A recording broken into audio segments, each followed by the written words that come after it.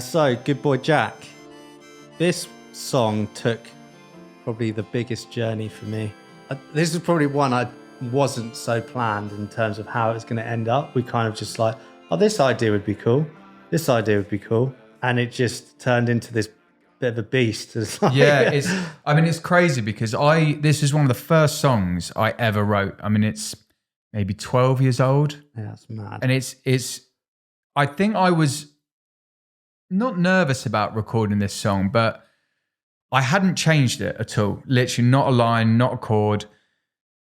And it'd always been there and it never felt right to record. And I don't know why, because it would have, in terms of topic, I think would have sounded great on Life and Love in England. But there was something about writing a song about a soldier that felt better when you're older.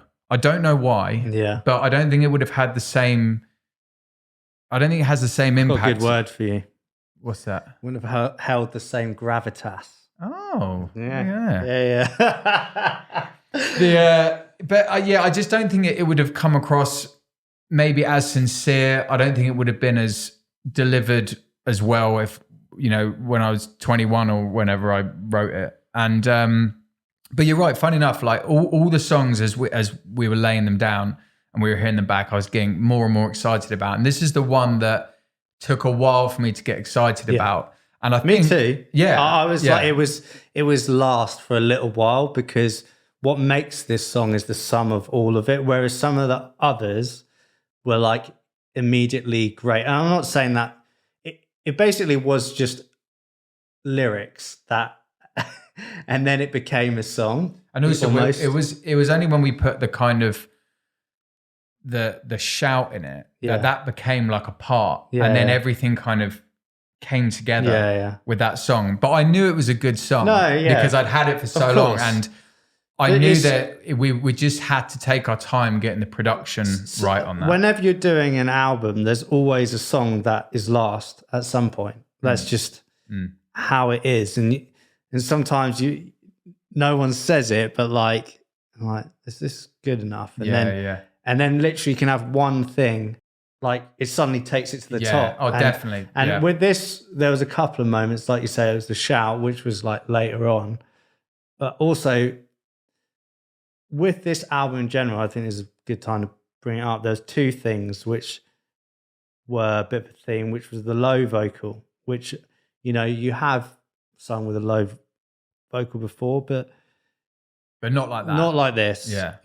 And again, we're pulling from those influences like Johnny Cash, really making it a statement part of the song where it's, you are like telling a story. And but also it wasn't, it was kind of weird for me recording, there's a very low singing patterns through this whole album, but this is the song that we actually changed it round and we brought the low vocal as the main vocal.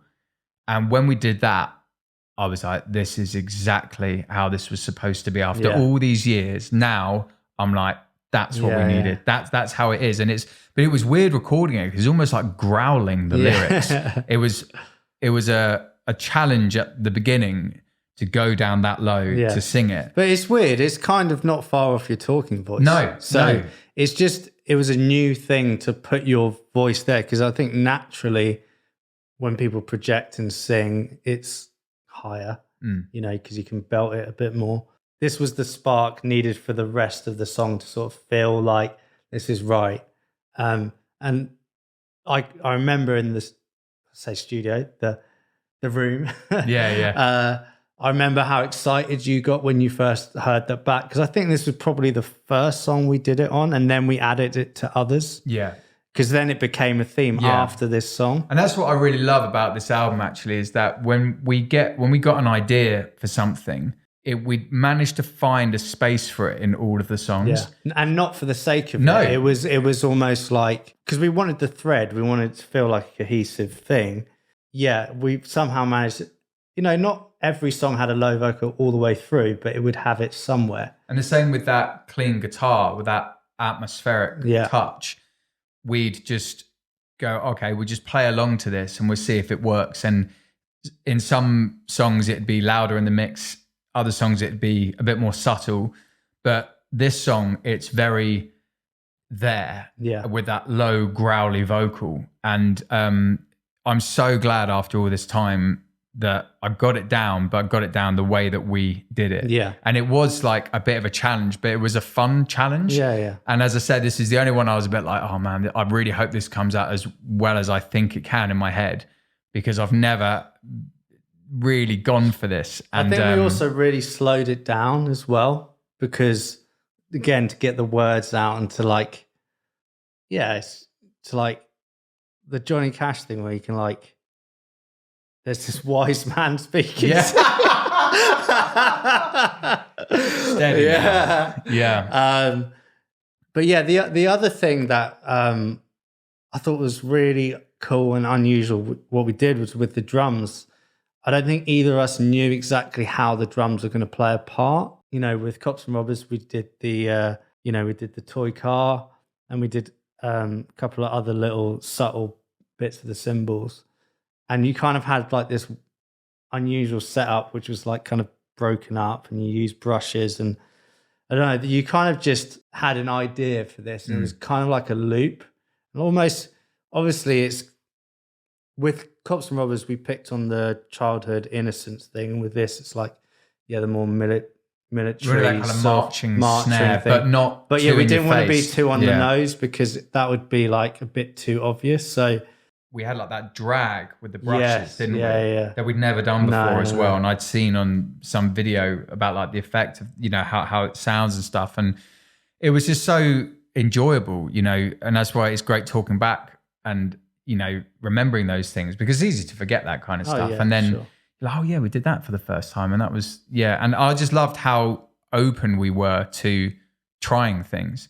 And it was like, there's no time limit, there's no pressure. It's like, we're going to try this, and if it sounds cool, then we're going for it.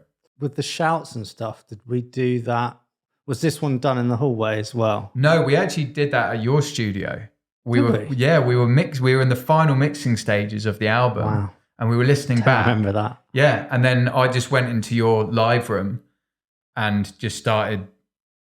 And it's like, and it's weird. It sounds like, that was meant to be the whole time. That was the only thing we did in your studio. That was it. And it was just, I just felt it on the day and was like, I wanted to get like a bit more desperation in the song. And I don't even know how that came out. And, when people listen to it, they'll hear it. And it sounds right. And it was planned. Yeah, it does. Sounds like it was planned. Yeah. It wasn't. No. But that was why this record was so fun,